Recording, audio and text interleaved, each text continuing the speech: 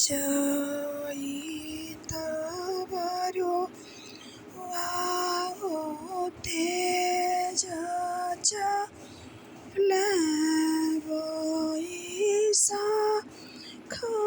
में पहुँचला चैतवरो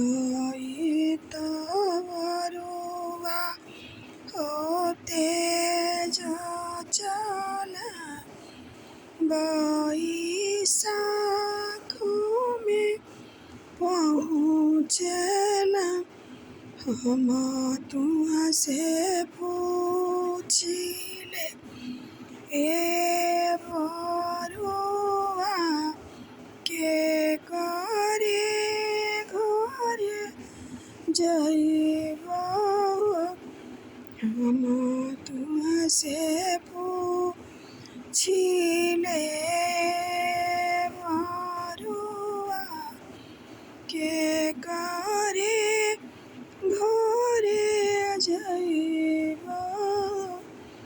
जइबो में ओही घरे जहाँ बाबा तिवारी राम। जइबो में ओही घरे जहाँ बाबा तिवारी राम। जइबो में ओही घरे जहाँ चाचा तिवारी राम।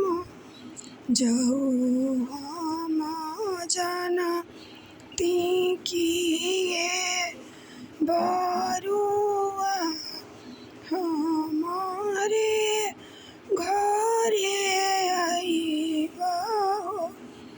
जऊ हम जानती कि ये बरुआ हमारे घरे आइबो।